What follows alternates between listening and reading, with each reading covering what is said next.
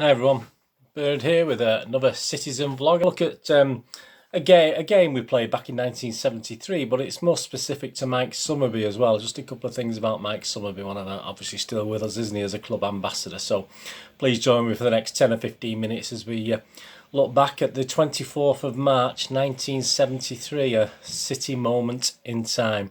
Please, if you're new to the channel, please push the old subscribe button, that'd be great. Push the bell notifications so you know when these little vlogs and specials are coming out if you enjoy the history side of City, as well as the present. As I say, I do quizzes and City present as well, which obviously not quite as busy at the moment on the present side, but that will liven up.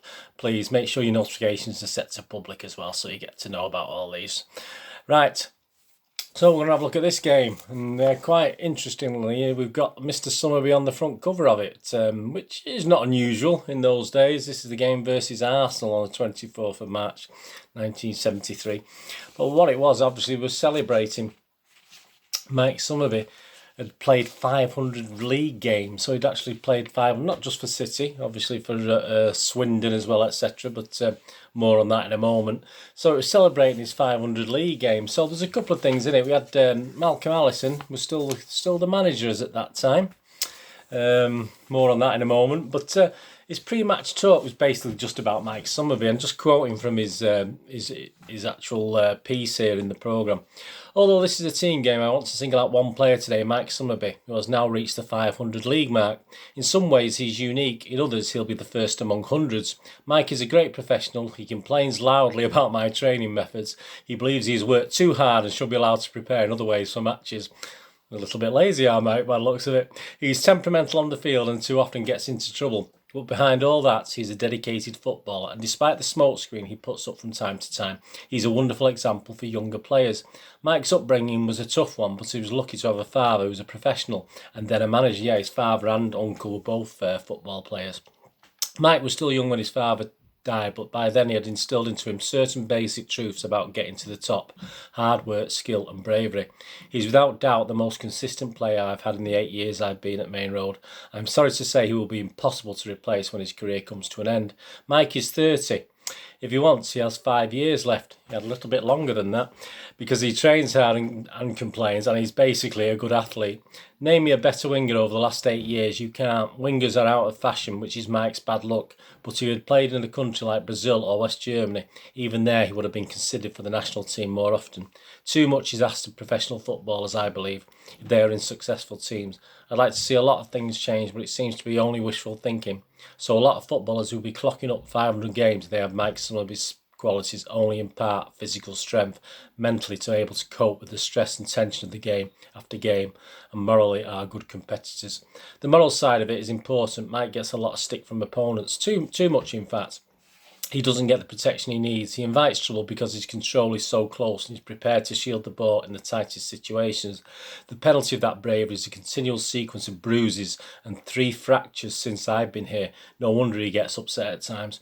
Yet still, he wants to compete on and off the field. Fullbacks and perhaps referees might not agree with me, but the game needs more Mike Summerbees. So that was Malcolm's message about Mike Summerbee. Interesting enough, Malcolm would leave City literally days after this match. This would be his last, I think this was his last league match in charge. He may have had another, but actually left City under a cloud days after this. And then we go on to Mike himself, and he has his own little views, obviously, on things. And obviously, there's another goal for Mike Summerbee as he reaches 500 games. There's a little sort of question and answer for him. And he says he'll go on for another 2 years, and then I'll see how things are. I mean, this is obviously 1973, don't forget. He actually played, all right, not at the highest level, up to 1980. So he did go on for another 7 years. Yeah, so at the start, he had 6 months on the ground staff at Bristol City, but got the sack because they didn't think I was good enough. So that was at Bristol City. The breakthrough. For 3 months, I was a free agent, as they say. I played for Baker Street, YMCA in Cheltenham, a great side. We won everything that was going. A Swindon scout saw me and I signed for them. I think Kenny Skeen of Oxford was the only other player to become a professional from that side. The debut, I was just 16 and came in against Bournemouth at the county ground, Swindon. We won 2-0. I didn't play too badly. I stayed in for 3 games and I went out. Played in reserves for a few more, then came back for good. I had 7 years at Swindon, some good fun, and I learned a lot. First for City, well, this was at Middlesbrough in the 2nd Division, obviously August the 20th, 1965. We drew 1-1. I can't remember much more about it, except that afterwards we were all pleased that we got a good result the day after I signed. His worst moment, when we lost 2-1 at Southampton as a Swindon player, and it meant we were relegated from the 2nd to the 3rd Division. There's no feeling as bad as that. Best moments, winning that game at Newcastle, which meant the Championship was ours, better than all the cup finals.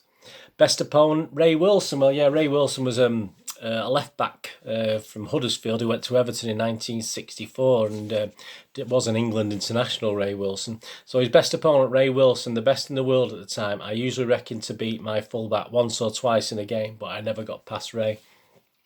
England, I played 7 times. I think he clocked up 8 times by the time he finished. I played it 7 times. The first game was at Hampden Park in the European Nations Cup, 1-1 the score, and that was in front of 134,000. His debut game for England, and it meant we qualified for the European Nations. So it's a big game. 130,000 fans at Hampden Park. Imagine that! Absolutely amazing. I was at centre forward then. He plays centre forward as well. I seemed to be the only player up front for most of the game. The finish, I don't want to play for any other club than City. Well, he does, obviously. He does go on to play for other teams.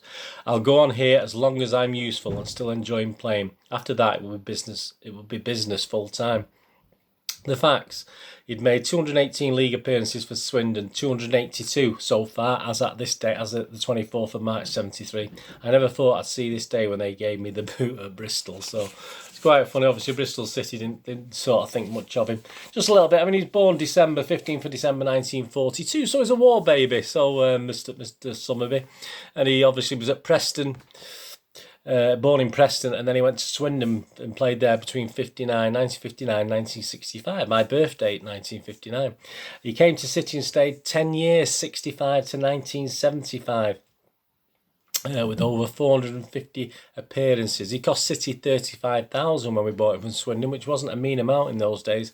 During 75 and 76, he played for Burnley and Blackpool. Then he went to Stockport County. I think he was player manager at Stockport as well between 76 and 79, and he was player manager between 78 and 79. And as we said, he scored 1 goal for England. I think he made 8 full appearances for England, and he scored just 1 goal. Should have played a lot more, but I think as Malcolm Allison said there, he was sort of overlooked. Of course, he's a club ambassador now, isn't he? He was a movie star, of course. He was in Escape to Victory. He did have some lines as well, so he must have been equity. He must have been equity to get some lines, mustn't he? And his father and uncle, of course, were footballers. And let's not forget Nicky Summerbee, his son, who I watched, obviously. I watched Mike, I watched his son, Nicky, who came from Swindon again. He went to Swindon and came to City again, Nicky Summerbee. Not many City fans had nice words to say about Nicky, which is a shame. We shouldn't pick on our players, should we, no matter what. But yeah, that was an interesting piece on the thought on Mike Summerbee there. That I hope that was interesting to you from a moment in time.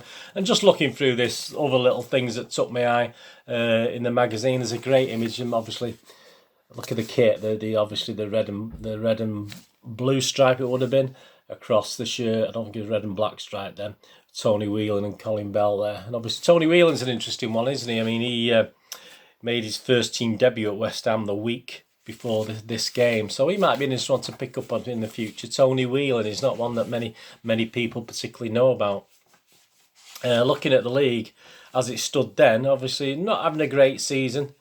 Stood 13th then in the league. That's season. Just look at the league table there. So this is obviously the 1972-73 season.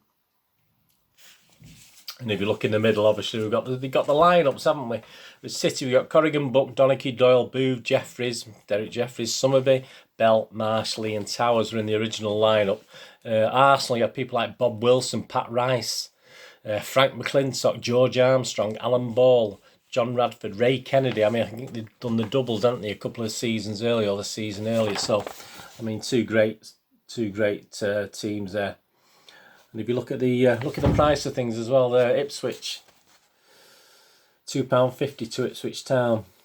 And then you got Finland's, which is where I first travelled. Or train and Finland's. That was £2.25 to the coach to Ipswich as well. So some great, look at the adverts as well for Tripe, etc. Some great adverts there on there. Stone Dry, Truman Steel, which obviously was on the old roof, wasn't it, for a long time. Obviously the Finland's advert. Then you got the Arsenal team.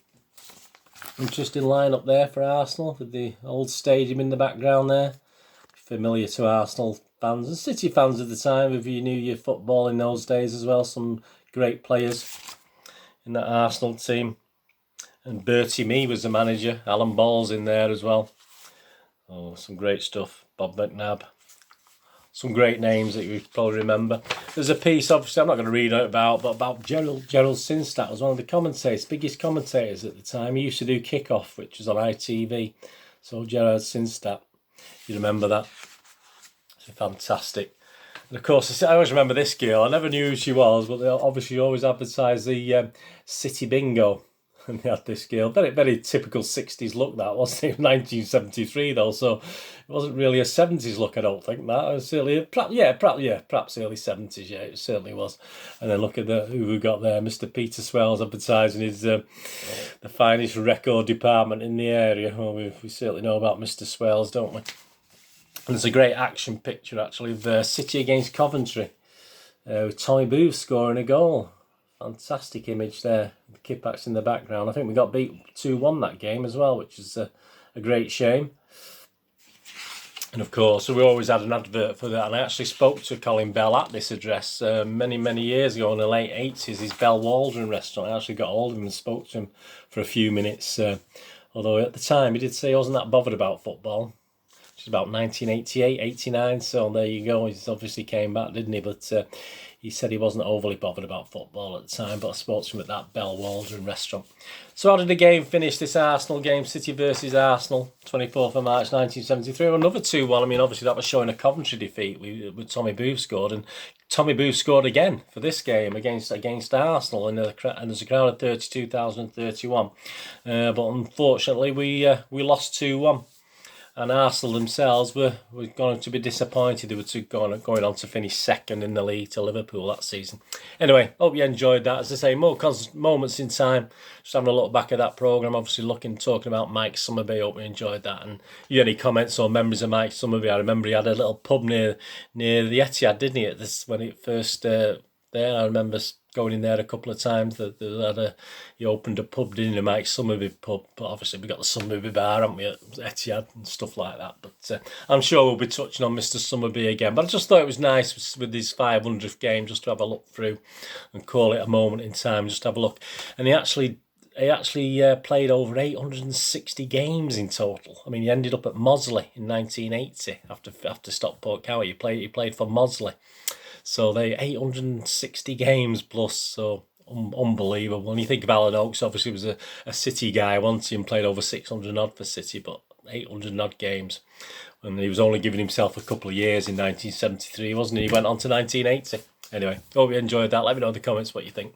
Please follow me on Twitter for all the latest City news, and if you're into your movies and TV dramas as well, I do little vlogs and information on that. So please follow me on Twitter at Charles Dineen, Dineen spelled D-I-N-N-W-N, or at Nostalgia_movie. So both accounts are linked. You can follow me on both or either. It's entirely up to you. I try and follow everyone back as well. So if you're after a few followers, give us a follow and I'll follow you back. No problem. And I'm on Facebook at Bird Dineen with links to my little website, moviegamenostalgia.com, for all things rare DVDs, movie posters from the 90s, 1990s and 2000s, and old retro board games, Waddingtons, MB games, Parker games, all the old stuff, the odd newish one on there. But if you can find a couple of minutes to have a look on Movie Game Nostalgia, if you're looking for something little gift wise on the movie or board game or DVD front, please have a look at there. That would be thumbs up to you, much appreciated. And if you can leave me a thumbs up, it's fantastic. It's great to get views, but it's nice to get thumbs up as well. Anyway, thanks for watching. Whatever you're going to do with the rest of the day, have a great one. Look after yourselves, look after your friends, look after your family. Let's all look after each other. And hopefully you'll join me again for another little citizen vlog of something past or present. This is Bear the Same. Goodbye for now. Thanks for watching. Bye-bye.